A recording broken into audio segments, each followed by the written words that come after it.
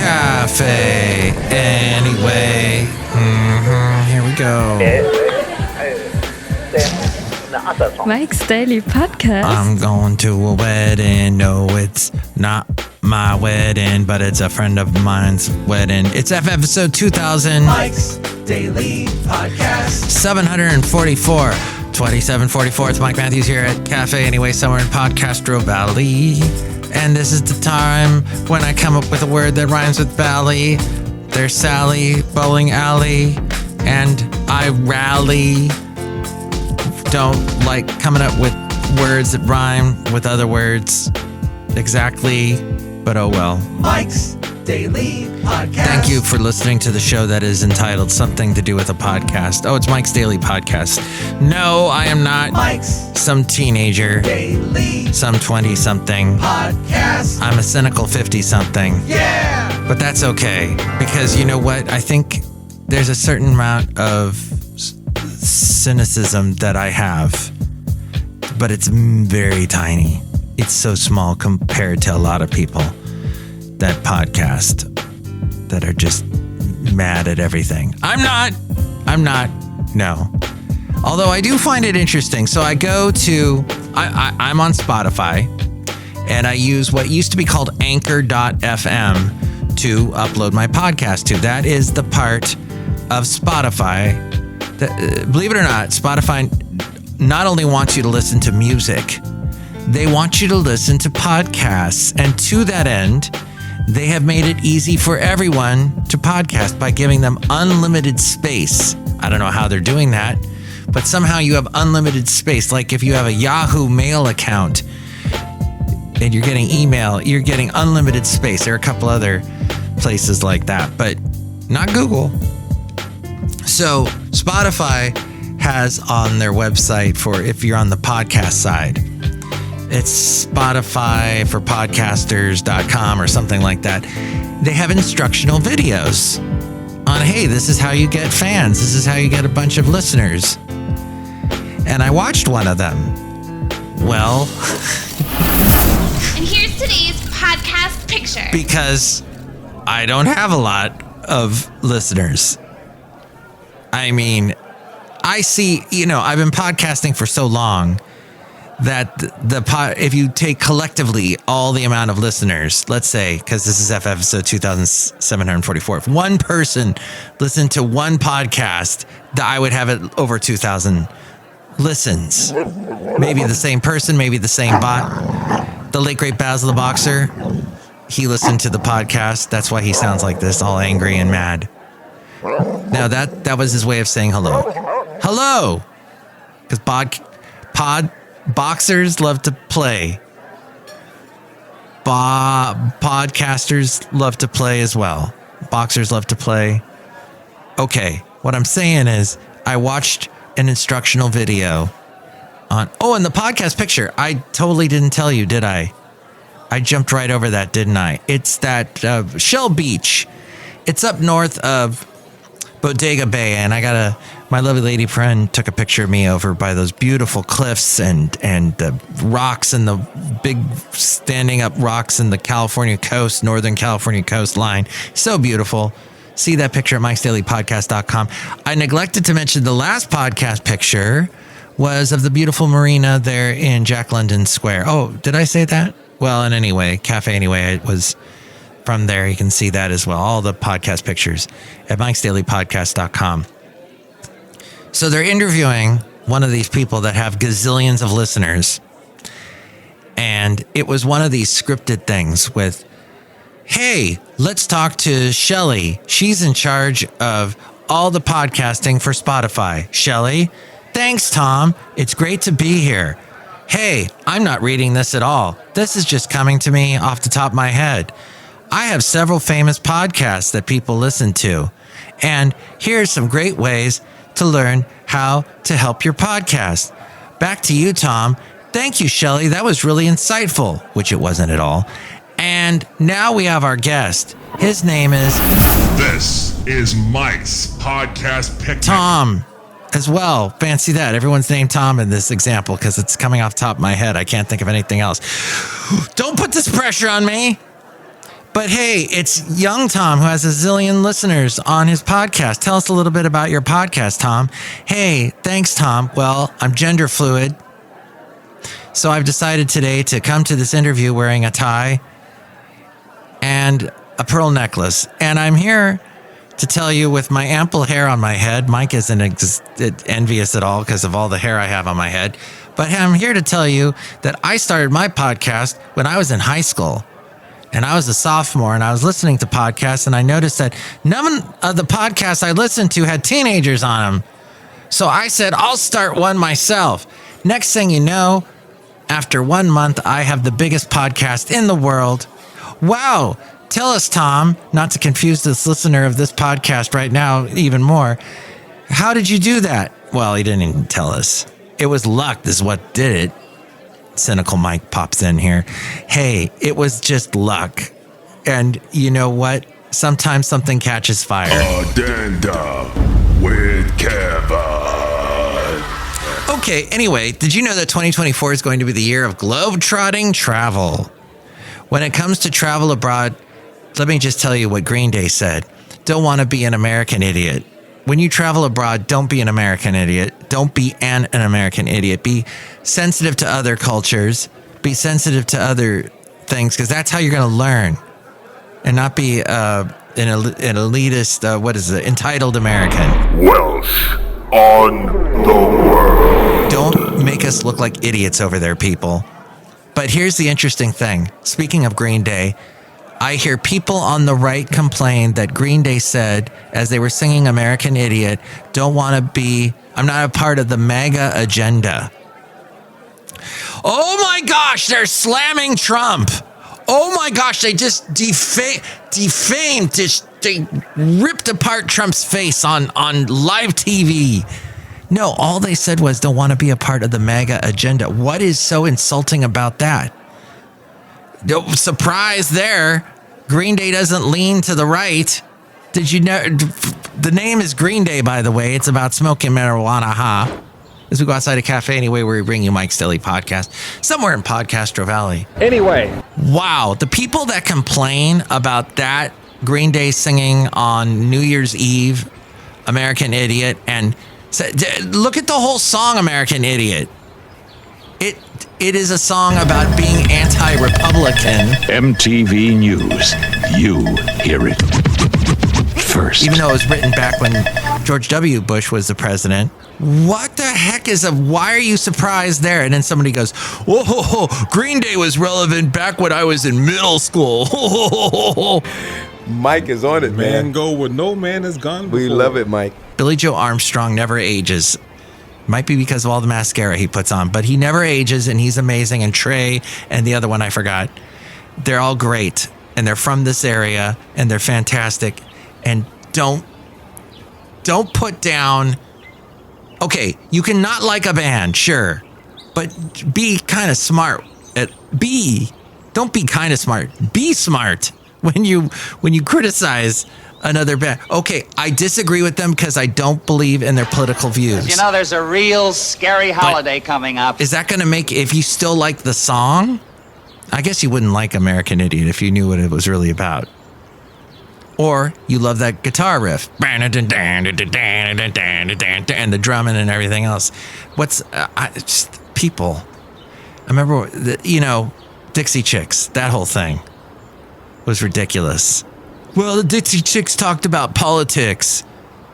They didn't like George W. Bush. So I can't listen to a Dixie Chicks song ever again, even though they mean a lot, their music, their songs. People get stuck on stupid, what I mean? It makes no sense. Pull politics out of it. If you go back and listen to, Wagner's music was used by Hitler. So you're not ever supposed to listen to Wagner again? I got through that. I got into it. I know, I'm kind of blurring the lines there. I don't know if Wagner was a Nazi support. Wait, no, because he would have been gone at that point, wouldn't he?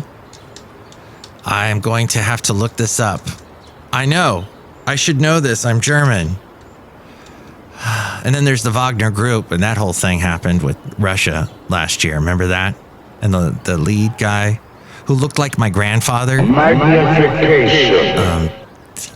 That he was murdered. That happened. Oh, I forgot about that in 2023. Richard Wagner was born in 1813, so no, he was long gone. Died 1883, long gone before Hitler. Band's mutations. Mutations. I won. There's no evidence of that. And I'll learn about Mozart more. My mom loved Mozart, Beethoven, Debussy, Tchaikovsky. All right. The point is, it is such a subjective thing, art. And music is art, even if it is just a 3-chord song. Holding court with Lady Katie. Lady Katie. The Royal Trump Tweet Decree. One of the main reasons to travel is to see outside of your world and get out and get some fresh air. Woo! Popular destinations for this year are going to be London, Paris, Rome. They always seem to be the top wish list for Americans, but Airbnb said it's clear that 2024 is shaping up to be the year of globetrotting. Searches for international flights are up 13% from last year. 13%. So people are wanting to go to Europe, even though prices are about 10% higher. Kathy's Corner. Kathy's Corner. Oh, Asia is at the top. Yes, Tokyo and Seoul. Asia takes the crown again. South Korea rank as the number one. Tokyo's number one. Number two is Seoul. International hotspots. Airfare to Asia is going to be on average in 2024 about $1,200. Going off the beaten path in Europe, instead of London, Paris, and Rome, trending destinations abroad include Stockholm, Sweden, Budapest, Hungary, or Budapest, Helsinki, Finland, and Prague, Czech Republic. I would love to visit Prague. It looks beautiful. Copenhagen, Denmark, Prague, and Edinburgh, Scotland. Edinburgh, I think is how they say it in Scotland. So my cousin, who you hear at the beginning of the podcast say the name of the podcast, Mike's Daily Podcast, she is currently, I think, in Argentina visiting people. And she's going to be visiting me in about 5 weeks. Famagoo. Things to do. What? She's going to be here very, very quickly, so I'm not going to have too much time. You will travel into the incredible universe. Holiday returns. This is fascinating. Retailers face the daunting peak of the holiday returns window. National Returns Day actually was on January 2nd, but we're having trouble now. I mean, my lovely lady friend got me a shirt that felt a little tight, even though it was an extra large. Yeah, Mike's got to lose some weight. I was telling her, I don't know if you should try it and return it. It's going to be such a headache. It was a delivery. We didn't get it at the store. U.S. shoppers will return as much as $173 billion worth of unwanted stuff. Mike, you want to join in on this conversation? You can join in. You can. A $100 online order costs merchants about $27 to process. That return costs them $27. Just 30% of returned items are ever resold. When you are a man, sometimes you wear stretchy pants. Not 50%, not 40%, but just 30% of returned items are actually resold again. And the rest of it, much of the rest of it, winds up in a landfill. Cassette copy. 70% of that, of your returns, don't even get reprocessed. They are just turned to trash. That's heartbreaking. 40% of retailers, including H&M and Abercrombie and Fitch, have started charging shoppers for returns. That's something that was unheard of. Unheard of. Nobody went, what? Well, I should be able to return. No. Do you know how much this costs? You're not being green by returning. Well, it doesn't fit though. Well, it doesn't matter. More than 50% of retailers like Amazon and Walmart have instituted a just keep it policy for items worth as much as $300. Just keep it. This show is clean. Customers returned $817 billion in goods last year. And that was double the amount of returns from 2019. The U.S. returns industry, or reverse logistics, is booming and is worth nearly $1 trillion. This was last year in 2022. UPS recently acquired box-free returns specialist Happy Returns to maybe help with this whole situation. AI phones and computers are coming. Samsung is announcing new phones powered by AI. That is coming up January 17th. Pretty much.